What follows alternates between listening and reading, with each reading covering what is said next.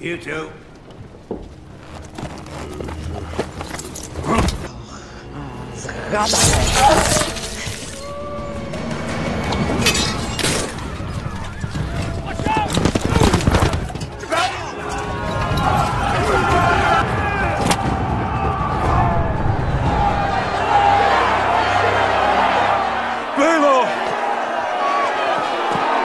Halo semuanya, kembali lagi dengan saya. Kali ini kita akan melanjutkan alur cerita serial Game of Thrones Season 1 episode yang ke-9.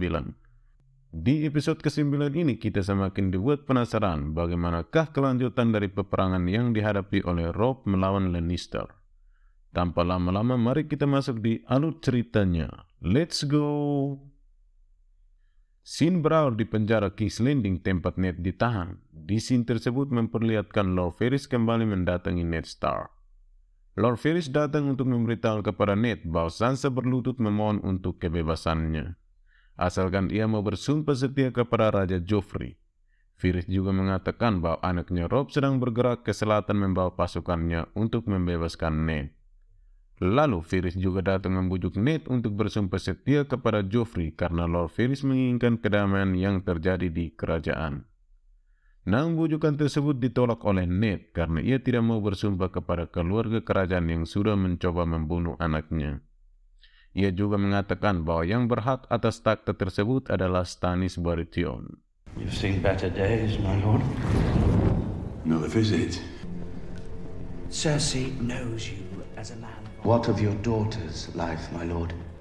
Such a pity. Scene lalu berpindah di mana pasukan Robb yang bergerak menuju selatan. Di scene tersebut, Robb berada di perbatasan wilayah River Rhen, yang juga wilayah dari Seven Kingdom. Wilayah River Rhen dikuasai oleh Lord Wanray yang berasal dari klan Frey. Robb dan pasukannya harus melewati sungai yang di hadapannya. Tetapi untuk menyeberangi sungai tersebut, ia harus bernegosiasi dengan penguasa dari klan Frey agar mau membukakan pintu gerbang untuknya. Ternyata bukanlah Robb yang datang untuk berunding, namun Catelyn lah yang mendatangi Lord Wolverine. Lord Wolverine adalah seorang yang senang sekali menikahi wanita-wanita sehingga ia banyak sekali memiliki keturunan. Ia mulai berunding dengannya untuk bersedia membukakan pintu gerbang agar pasukan Robb dan anaknya bisa melewati sungai. You too. Give me one good reason why I should waste a single thought. Setelah berunding, Catelyn pun kembali dengan membawa kabar gembira bahwa Robb dan pasukannya bisa melewati gerbang tersebut. Dan pasukan dari Wolverine akan bersekutu membantunya. Tetapi dengan syarat bahwa Robb harus menikahi salah satu anak Wolverine saat perang usai. Dan Arya juga harus menikahi dengan salah satu anaknya ketika mereka cukup umur. Dari hal tersebut, Robb bersedia melakukannya agar ia dan pasukannya bisa melewati sungai. Scene lalu berpindah ke Castle Black, di mana Jon Snow diberikan sebuah pedang berupa pedang oleh Lord Commander. Pedang tersebut adalah pedang waris turun-temurun dari leluhur Lord Commander. Pedang itu terbuat dari besi Valyrian. Awalnya Jon Snow menolak pemberian itu karena ia merasa tak pantas mendapatkannya. Namun Lord Commander memaksanya untuk menyimpan pedang tersebut. Jon Snow pun akhirnya menerima pedang itu dan merasa senang dengan apa yang ia dapatkan. Ia juga menunjukkan pedang tersebut kepada teman-temannya.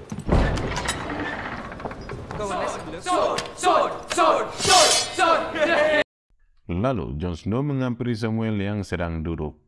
Ia mengatakan kepada Jon rahasia yang seharusnya ia katakan adalah bahwa Samuel baru saja membacakan sebuah surat yang datang ke Castle Black. Isi surat tersebut di mana menggambarkan bahwa Robb dan pasukan utara bergerak ke selatan. Jon pun terkejut mendengarnya. Ia juga khawatir dengan keselamatan kakaknya dan ia juga merasa harus berangkat untuk membantu kakaknya Robb. You want to say that he's heading south to war? Scene lalu berlanjut di mana Jon Snow mendatangi Maester Aemon.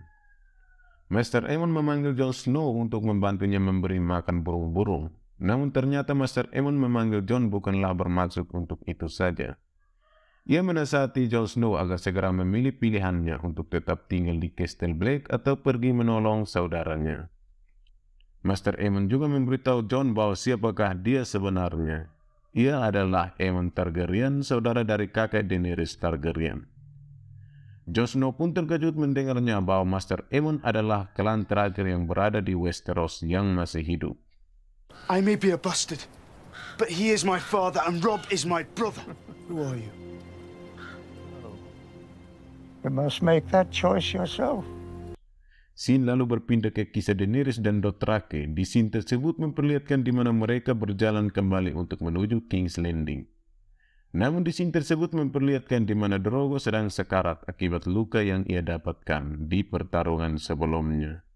Drogo pun terjatuh dari kudanya, lalu bergegas Daenerys harus menghampirinya. Ia khawatir akan keselamatan suaminya. Daenerys memerintahkan rakyatnya untuk berhenti beristirahat dan juga memerintahkan untuk mencari wanita yang mengobati Drogo saat pertarungan terjadi. Kemudian rakyat Dothraki pun beristirahat dan mendirikan kemah. Kemudian datanglah Ser Jorah. Ia datang memeriksa luka dari Drogo dan mengatakan bahwa suaminya akan mati malam ini juga. Lalu Ser Jorah mengatakan kepada Daenerys untuk meninggalkan Drogo dan pergi ke pelabuhan terdekat di Dothraki. Kepemimpinan tidak turun kepada keturunan selanjutnya setelah kematian dari Drogo. Akan ada duel untuk mendapatkan siapakah Khal atau pemimpin rakyat Dothraki selanjutnya. Dan anak yang dikandung oleh Daenerys akan diambil dan akan diberikan kepada anjing. Daenerys kemudian menolak bujukan dari Ser Jorah dan memutuskan untuk tetap tinggal dan menemani suaminya. Why would I run? Here the only honest strength. They'll be fighting after Drogo. Dan tak lama kemudian wanita yang mengobati Drogo pun datang. Ia mengatakan bahwa kondisi dari suaminya sudah di luar kemampuannya. Namun wanita tersebut menawarkan dengan cara lain, yaitu dengan menggunakan ilmu hitam yang terlarang. Tetapi resikonya juga sangatlah besar, bahwa ia mengatakan tebusannya adalah nyawa. Gas koi koi tidak dice. Tanpa pikir panjang, Daenerys pun setuju dengan hal tersebut. Lalu wanita tersebut meminta untuk membawakan kuda tunggangan suaminya untuk dijadikan persembahan di upacara tersebut. Wanita itu juga mengatakan bahwa tidak ada yang boleh masuk ke kemah tersebut selama upacara berlangsung. Daenerys pun keluar dari kemah dengan muka berlumuran darah akibat cipratan dari kuda tunggangan Drogo. Dan dia bertemu dengan Ser Jorah yang sudah bersiap-siap memakai baju sirahnya untuk melindungi Daenerys dari duel yang akan terjadi. Tak berselang lama apa yang dikhawatirkan oleh Ser Jorah pun datang. Salah satu rakyat Dothraki yang menginginkan menjadi pemimpin selanjutnya memaksa masuk ke dalam tenda. Namun hal tersebut dihadang oleh Ser Jorah dan pertarungan pun tak bisa dielakkan di antara keduanya.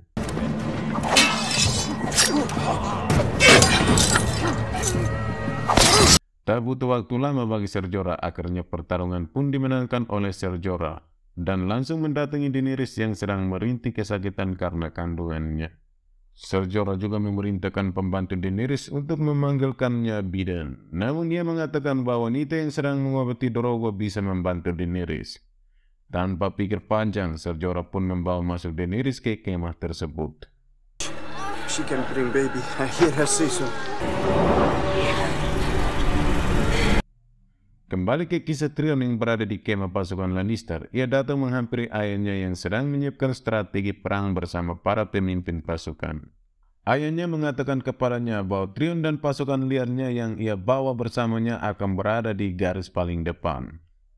Perdebatan pun terjadi antara Tyrion dan ayahnya, tak terima dengan keputusan ayahnya, kemudian ia pun langsung meninggalkan pertemuan itu.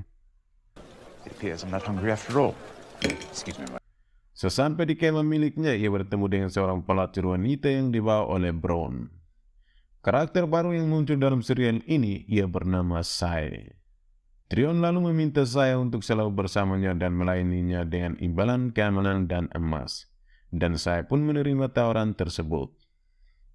Keesokan paginya ketika masih tertidur, Tyrion dibangunkan oleh Bronn yang datang untuk memberitahukan bahwa pasukan ayahnya sudah bergerak di malam hari. Tyrion pun langsung bergegas dan menggunakan pakaian perangnya untuk segera mengumpulkan pasukannya yang ia bawa untuk pergi ke medan pertempuran. Namun ketika pasukannya pergi ke medan pertempuran, Tyrion jatuh pingsan akibat hantaman dari pasukan sendiri yang ia bawa. Stay low. If you're lucky, no one will notice you. Brothers! And pick To battle!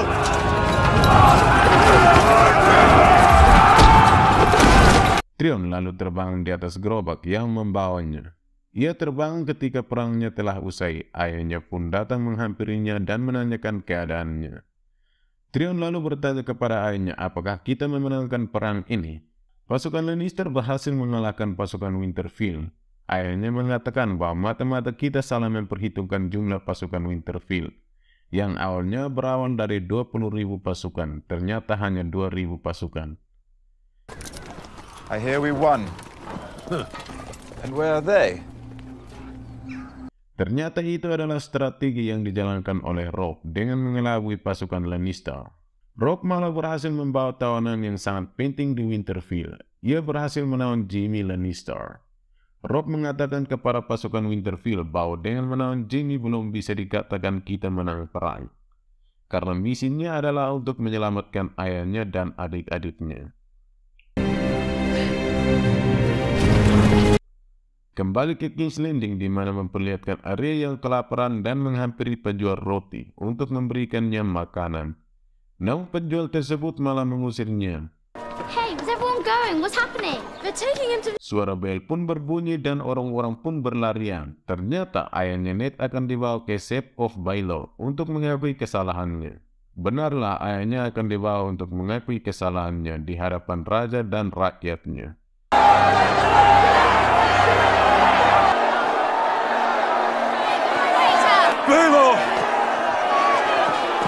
Pengakuan pun dimulai oleh Ned. Semua orang meneriakinya seorang pengkhianat. Ned pun mengatakan bahwa ia telah bersalah, telah mengkhianati kerajaan dengan melakukan kudeta yang sebenarnya ia tidak lakukan.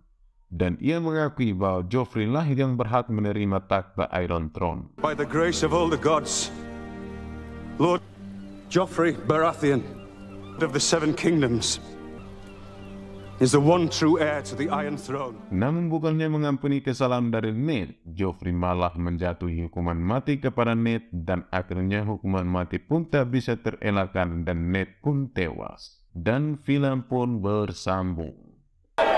My mother wishes me to let Lord Eddard join the Night's Watch. Bring me his head.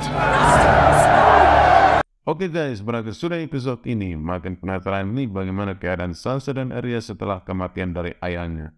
Yang sekarang mereka berada di King's Landing. Ikuti terus jalan ceritanya dari serial ini and see you next video.